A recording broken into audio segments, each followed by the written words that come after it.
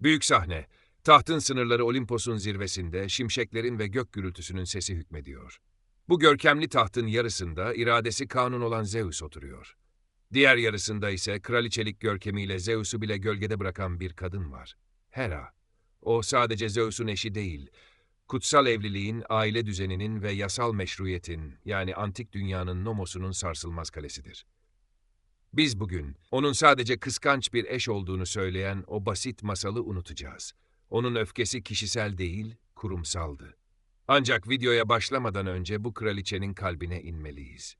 Kronos'un karnı, varlığın travması. Tahtta oturan bu kadın, Titanların o dehşet verici çağını, babası Kronos'un midesinde hapsolarak yaşadı. Varlığının ilk anlarında hissettiği tek şey, kaos, güvensizlik ve yok edilme korkusuydu. Mutlak gücün. Yıkıma yol açtığı o karanlık hapishane, Hera'nın karakterine derin bir yara açtı. Bu onun hayat boyu sürecek olan mutlak düzene ve meşruiyete duyduğu obsesif ihtiyacın kaynağı oldu. Bir kraliçenin düzen arzusu, çocukluğundaki o kaotik hapishaneden doğmuştu. Bu yüzden Hera için evlilik aşk değil, kaosu bitiren nihai bir sözleşme demekti. Bu durumun dramatik anlamı şudur: Zeus'un her ihaneti sadece bir eşi aldatmak değil, onun varoluşunun temelini oluşturan düzen sözleşmesine yapılmış bir saldırıydı. Hera'yı intikam döngüsüne iten korku bu temel kaynaktan besleniyordu. Hera, kendi güvencesi olan yasayı korumaya yemin etti. Peki bu yasanın koruyucusu, yeminini çiğneyen krala karşı ne yapacaktı? Dramatik sahne, kutsal evliliğin kuruluşu. Titanomakya'dan sonra Olimpos'un en önemli siyasi olayı gerçekleşti. Hieros Gamos, yani kutsal birleşme. Göğün kralıyla yeryüzü kraliçesi evleniyordu. Bu bireysel bir aşk hikayesi olmanın ötesinde Olimpos devletinin kuruluş protokolüydü. Hera, Gamos'un, yani evlilik hukukunun koruyuculuğunu üstlenerek Olimpos'un hukuki meşruiyetini sağladı. Guguk kuşu hilesi. Ancak bu görkemli birlikteliğin temeli çürüktü. Eski ozanların anlattığına göre Zeus, fırtınalı bir havada kutsal bir hayvan olan guguk kuşu şekline girerek Hera'nın yanına yaklaştı. Masum ve titrek görünen kuşu kucaklayan Hera, kendi anaç ve merhametli yönüyle tuzağa düştü. Zeus aniden kendi formuna dönüp onu ele geçirdi ve utancını gidermek için evlenmek zorunda bıraktı. Bu durumun dramatik anlamı şudur: bu birleşme, Olimpos'taki güç dinamiklerinin bir özetidir. Hera'nın şefkati, Zeus'un patriarkal hilesiyle istismar edildi. Sadakatin en büyük koruyucusu, daha baştan bir aldatmacanın ürünü olan bir ilişkiye mahkum edilmişti. Yasa ve sınırsız irade çatışması, Zeus sınırsız iradenin vücut bulmuş haliydi. Onun için güç yasadan önce gelirdi. Hera ise düzenin kendisiydi. Zeus'un her ihaneti sadece kişisel bir sadakatsizlik değil, Hera'nın temsil ettiği yasal çerçeveye karşı yapılan sistemli bir saldırıydı. Bu nedenle kraliçenin öfkesi asla basit bir kıskançlık olarak kalmadı. Bu Olimpos'ta sürekli yaşanan meşruiyet krizinin yansımasıydı. Hera, yasanın ta kendisiydi. Peki yasanın ta kendisi onu ihlal eden ama aynı zamanda en güçlü olan kralın kudretine karşı ne kadar direnebilirdi? Karakteri insanlaştırma, kraliçenin rolü. Hera'nın motivasyonlarına bir de siyasi gözle bakalım. O, kurumsal istikrar için yaşayan bir kraliçeydi. Tahtın gerektirdiği 3 temel direği yönetiyordu: evlilik hukuku, mirasın siyasi devamlılığı ve evli kadınların onuru. O, gayrimeşru soyun, Zeus'un çocukları, meşru miras haklarını tehlikeye atmasını engellerdi. Bu, kişisel bir çekişme değil, Olimpos'un geleceğine dair siyasi bir eylemdi. Görkemin sembolizmi, Hera, tahtında elinde asa ve başında diadem ile tasvir edilir. Bu semboller, onun tartışılamaz hükümranlığını ve siyasi otoritesini gösterir. O, sadece bir eş değil, kralın gücüne meşruiyet sağlayan dişil yasanın somutlaşmış halidir. Bu durumun dramatik anlamı şudur: Hera'nın intikamı bu kurumsal rolün bir sonucudur. Onun Zeus'a karşı duyduğu öfke sadece kocasını kaybetme korkusu değil, Olimpos'un anayasal düzeninin çöküşünü izleme dehşetiydi. Bu derin hırs ve travma, onu bir nevi adalet savaşçısı haline getirmişti. Görkemli ama güçsüz. Bir an için durup düşünelim. Böylesine kudretli bir yasa koruyucusu neden en büyük ihlalcisine karşı bu kadar çaresizdi? Yasa onu uygulayacak yürütme gücüne sahip değilse sadece bir kağıt parçasıdır. Hera'nın tahtı görkemliydi, ancak fiili kudret Zeus'un elindeydi. Bu onun gazabının asıl kaynağıydı. Hera yeminleri koruyacaktı. Ama en büyük yemin bozucuya dokunamadığı sürece öfkesini bedelini ödeyebileceklere yöneltecekti. Bu bedeli kim ödeyecekti? Sonsuz Göz'ün nakli videoya Zeus'un ölümlü aşıklarından Io'nun trajedisiyle devam edelim. Zeus yakalanmamak için Io'yu ineğe dönüştürdü. Hera bu ineği hediye olarak aldı ve yüz gözlü dev Argos Panoptes'in sürekli gözetimine bıraktı. Argos asla uyumayan, her yerde gözü olan bir bekçiydi. Zeus Hermes'i göndererek Argos'u öldürdü. Argos'un ölümünden sonra Hera o yüz gözü alarak en sevdiği kuşa, görkemli tavus kuşunun kuyruğuna serpti. Bu, sadece bir güzelleştirme eylemi değil, bir siyasi eylemin ebediyete kazınmasıydı. Sembolik boyut, ihanetin kaydı. Bu durumun dramatik anlamı şudur. Tavus kuşunun kuyruğundaki sayısız göz, Hera'nın sürekli gözetimini, ihanetin asla unutulmayacağını ve cezanın kozmik düzene işlerini gösteren keskin bir semboldür. Bu mühür, kraliçenin acısının ve gözetim gücünün ebedi bir hatırlatıcısıydı. Hera, Zeus'a karşı doğrudan güç kullanamasa bile, görünmez bir gözetim ağı kurarak Zeus'un istencinin sonuçlarını izleyebiliyordu. Sorgulayıcı bir tonla soralım. Zeus, aşığı Ao'yu ineğe çevirerek kendi eylemini gizledi. Hera ise bu gizemi ifşa edip intikamının izini kuşun tüylerine nakşetti. Peki hangisi daha acımasızdı? İstismarı gizleyen tanrı mı, yoksa acısını sonsuzluğa taşıyan kraliçe mi? Hera'nın intikamı anlık bir öfke değildi. O, kalıcı bir sistem kurmuştu. Tavus kuşunun kuyruğu açıldığında, izleyici Zeus'un ihanetlerini değil, Nomos'u korumak için çekilen sonsuz acıyı görüyordu. Dramatik sahne, kraliçenin gururu. Videoya, Zeus'un Athena'yı tek başına doğurmasına karşılık, Hera'nın erkek enerjisi olmaksızın bir çocuk doğurma kararının arkasındaki hırsla devam edelim. Bu, onun dişil yaratıcı gücünü ilan etme ve Zeus'a meydan okuma çabasıydı. Doğan çocuk Hephaistos, ancak sakat veya çirkin doğdu. Bu durumun dramatik anlamı şudur. Bu olay Hera'nın en derin insani zaafını ortaya çıkarır. Mükemmeliyet takıntısı. Zeus'a olan nefreti onu tek başına yaratmaya itmişti. Ancak sonuç onun kraliçelik onuruna ağır bir darbe vurdu. Hera düzensizliğe ve kusura tahammül edemiyordu. Bu yüzden çocuğu Olimpos'tan aşağı okyanusa attı. Kraliçe kendi kusurunu kabul edemediği için anneliği reddetti. Reddedilen oğlun intikamı, Hephaistos annesi tarafından reddedilişinin travmasıyla büyüdü. Büyüyünce ise sanatını kullanarak intikam aldı. Annesi için yaptığı sihirli taht onu oturduğu an görünmez zincirlerle hapsediyordu. Diğer tanrılar kraliçeyi kurtaramayınca reddedilen oğul annesinin yardımına koşacak tek kişi oldu.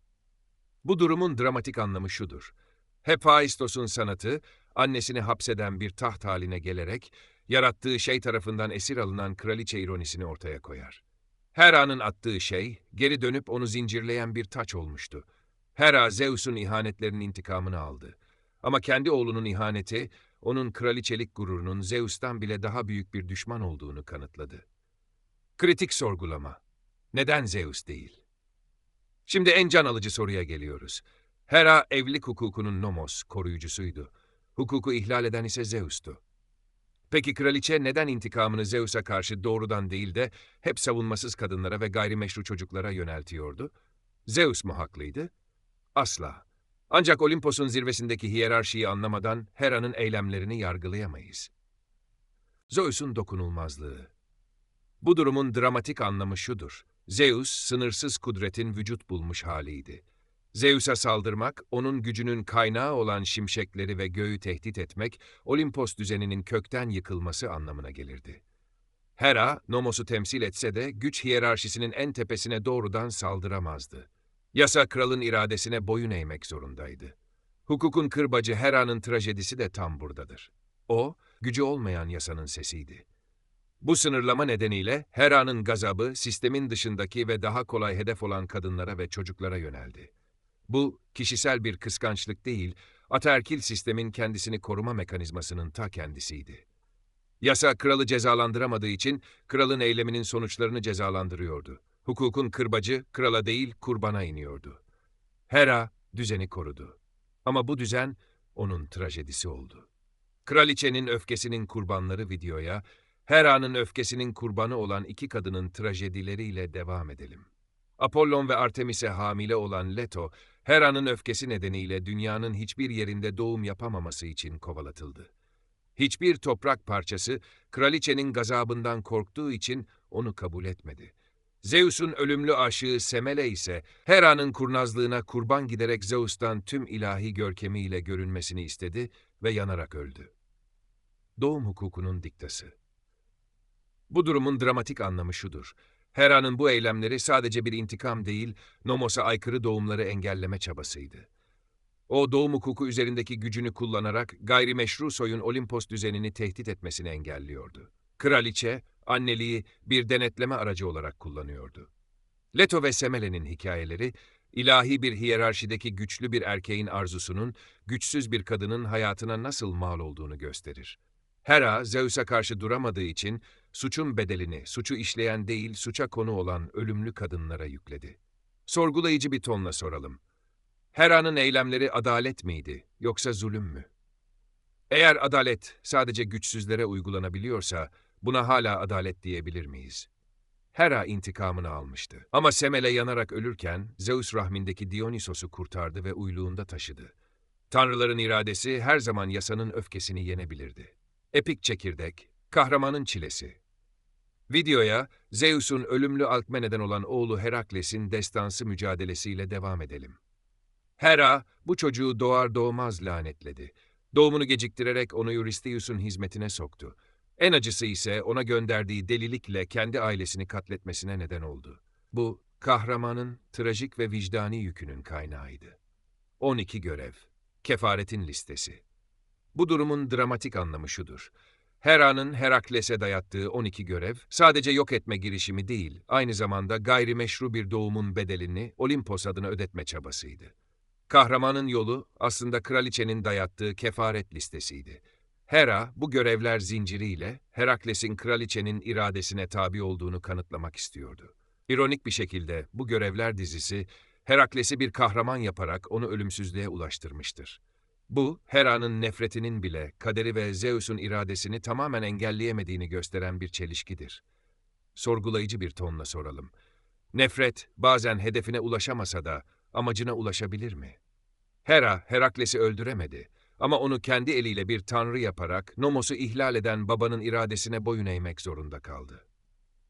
Hera'nın gazabı, Herakles'in yolunu çizdi. Tarih bize gösteriyor: büyük kahramanlar genellikle büyük bir düşman tarafından yaratılır. Kama Sutra hilesi Truva Savaşı, Olimpos'ta yaşanan en büyük siyasi krizdi. Hera, kendi onuru, Paris'in yargısındaki aşağılanma ve siyasi çıkarları nedeniyle Yunanları fanatikçe destekledi. Kraliçe, savaşın kaderini değiştirmek için doğrudan kuvvet yerine siyasi zekasını kullanmak zorundaydı. Homeros'un İlyadası'ndaki Zeus'u aldatma sahnesiyle devam edelim.